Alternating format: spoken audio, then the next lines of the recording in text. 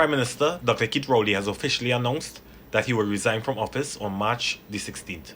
But first he will open the central block of the Port of Spain General Hospital on March 10th. Then he will open the A&R Robinson Airport project on March 15th. There you have it. Dr. Kieth Rowley is set to resign on March 16th, and we as a country are about to have a new Prime Minister. The next Prime Minister is said to be Stuart Young. Will he be the person to lead the country forward? Only time will tell. UNC leader Kamala Persaud-Bissessar has rejected a One Love outreach by the Progressive Alliance Coalition. This coalition comprises of members of HOPE, Gary Griffiths NTA, and the Community Reformation Network. She said these parties were all asked a number of questions, yet no answer was forthcoming. They were only wasting sensible people's time. The UNC has already made it clear that they will not be associating with the NTA. I couldn't agree with the opposition leader more on this, because right now she needs to put a team together of people who she could trust, people who want to seek the country's best interests instead of seeking their own. A lot of these smaller parties, they have nothing to bring to the table, but they want to ride a bigger party's back all the way to success. And who in their right mind will allow a known snake with fangs and poison, the whole nine, into the garden?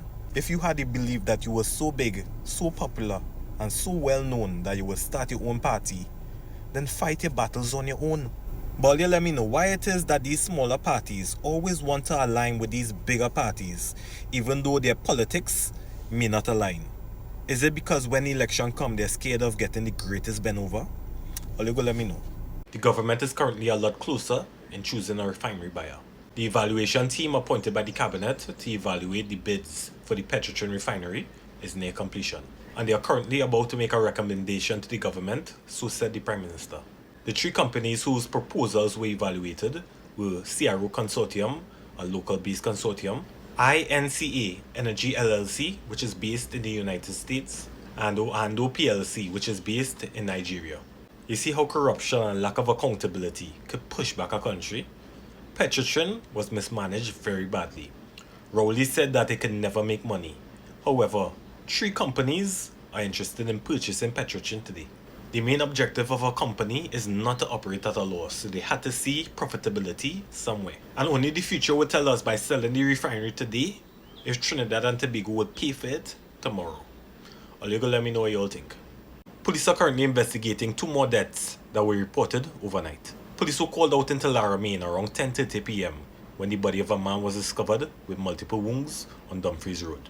Police identified the body as Zaid Mohammed, a 31-year-old man who lived nearby on Punch Street. Reports state that Mohammed's body bore multiple chop and stab wounds. Earlier that day, police were called out to Pinal, where a 60-year-old's body was found in a river. The body has now been identified as Lucky Jagdeo. Jagdeo, also known as Pam, resided in San Francisco. Police are currently investigating both cases. Musician Kern Joseph, also known as Trinidad Killer, shared a musical collaboration with Trinidadian-American rapper Nicki Minaj for his hit song Eskimo last night. Minaj made several references to Fighting It Down, which was a comment made by soca star Machel Montano over the weekend.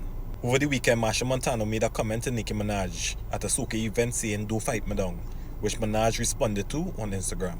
Honestly, what is Carnival without a little bacchanal?